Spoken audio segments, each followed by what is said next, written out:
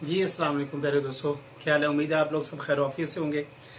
अच्छा जी, आज जो हमारा टॉपिक है वो उलमाए यहूद, उलमाए मसीह और उलमाए जो अहले सुन्नत हैं, मुसलमानों के उलमा हैं, इन तीनों तबकात में ऐसी क्या वजह है कि ये डाउनफॉल चला गया इनके अंदर और जवाल पजीर हो गए हैं। जबकि एक वक्त वो था सरकार दो आलम सल्लल्लाहु अलैहि वसल्लम के बाद जब किताबुल्लाह सहाबा किराम के पास आई तो हम देखते हैं उनको उरूज ही आया।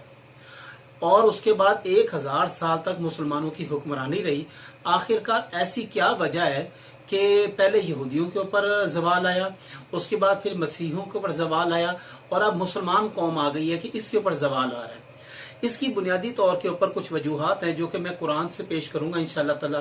और मेरा असल में हदफ कुरान मजीद होता है और जितने भी मेरे तुलबाए हैं और दोस्त अहबाब हैं वो अच्छे से जानते हैं कि मैं किसी भी बात को डिटेल से डिस्कस नहीं करता। कुरान से हवाला पेश कर देता हूँ और उसके बाद आप खुद उसके ऊपर रिसर्च करें, उसका मुताला करें, स्टडी करें ताकि आपको भी उससे फायदा हो।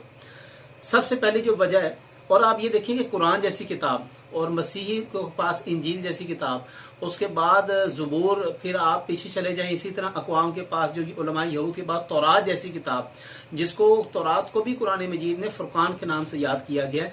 इस कदर जो है वो खूबसूरत किताब, फिर ईसाइयों के पास किताब, फिर हमारे पास कुरान जैसी किताब, किताबुल्लाह होने के बाद भी हम जवाल पजीर क्यों हो रहे हैं?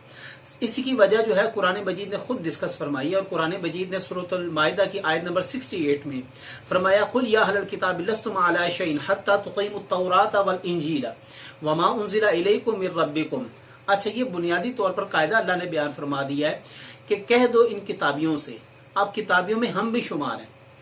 और किस तरह शुमार है? चूंकि हमारे पास भी किताबुल्लाह है, अल्लाह की किताब है। इन किताबियों से क्या कह दो, लस्तुम अला शैइन, तुम किसी चीज के ऊपर नहीं हो, तुम्हें कोई चीज हासिल नहीं है। हत्ता तुक़ीमुत तौरात, यहां तक कि तुम कायम कर दो तौरात को, अल्लाह के कानून को, अल्लाह के अहकामात को। हत्ता तुक़ीमुत तौरात वल इंजील, और इंजील को।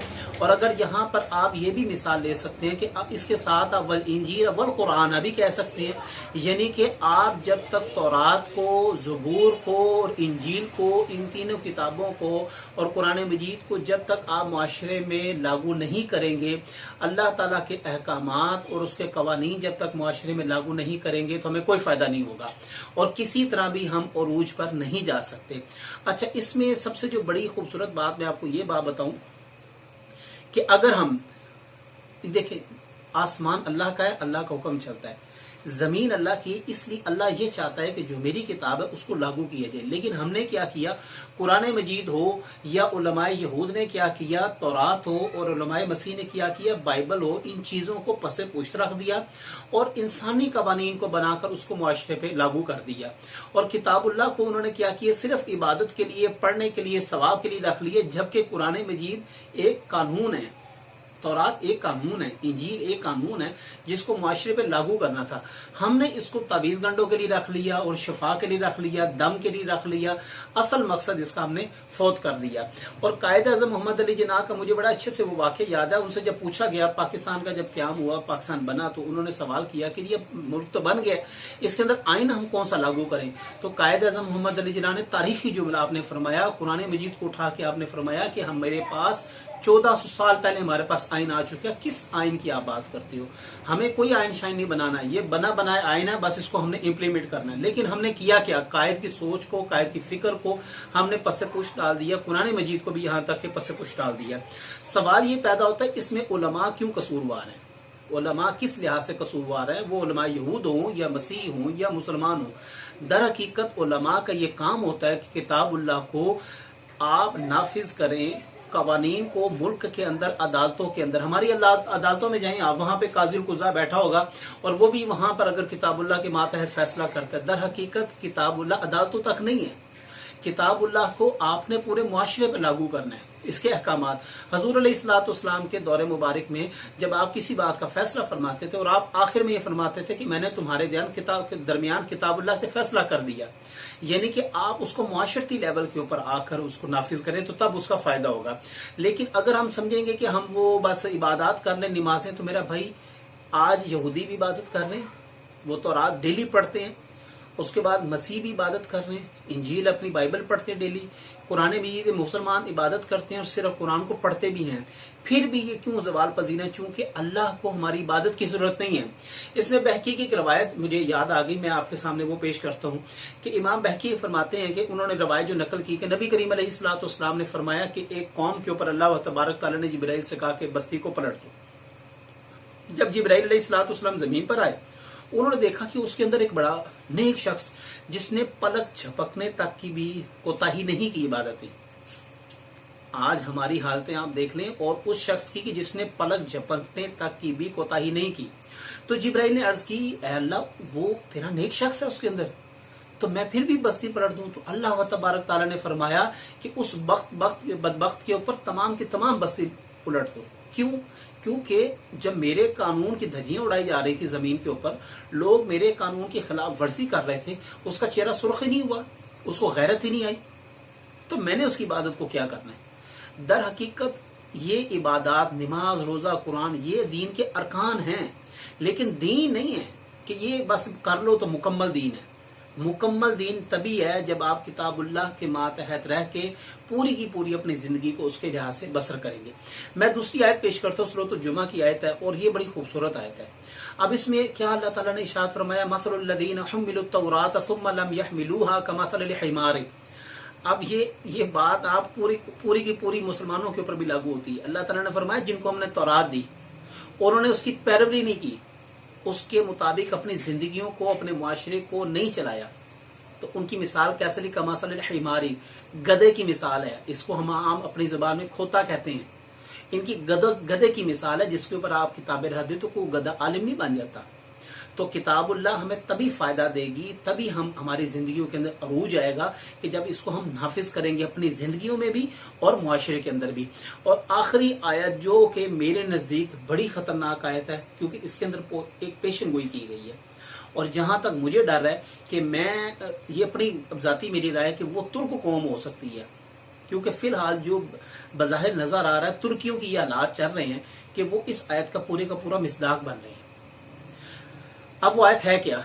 ये सूरह अल-माइदा की आयत नंबर 54 है और मैं आप तमाम दोस्तों से गुजारिश करता हूँ एक दफा इसका मुताला करें और बड़ी बारीक बीनी से मुताला करें।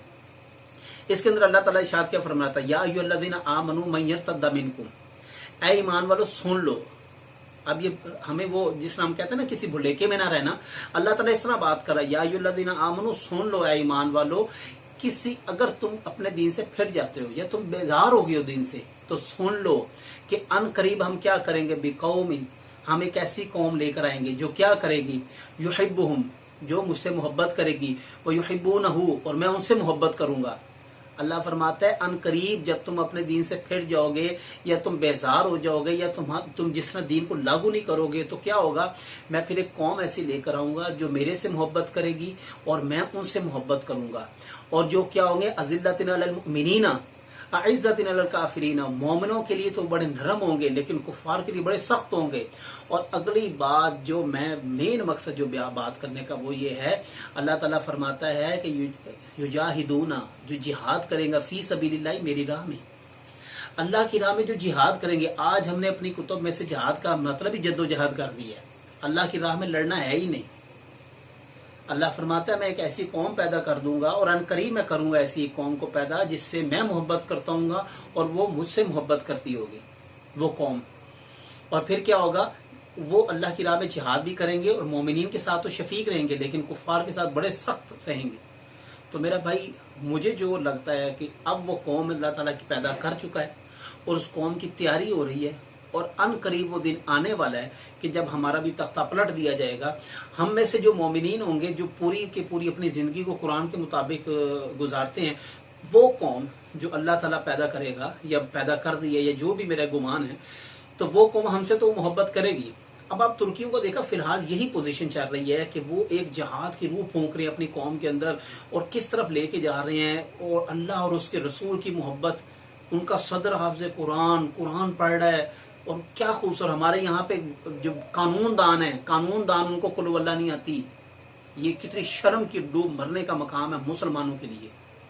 तो मेरा भाई, आज का जो मुख्तसर सा टॉपिक था वो ये था कि इन तीनों की जो वजूहात है, वो मेन वजह यह है कि किताबुल्लाह को किसी कौम ने नाफिज नहीं किया। बल्कि इसको पसे पुश्त रख के असम्बली में 2 नंबर घटिया कानून अपनी जात के लिए, अपने मफाद के लिए पास करवा रहे हैं, जिसमें इस्लाम का किसी किस्म का, ये मुसलमानों का फायदा नहीं है। और आज आप देख रहे हैं मुसलमानों की क्या हालत हो गई है। आप मसीहों की हालत देखें क्या हो गई है, यहूदियों की हालत देखें उनकी क्या हालत हो गई है।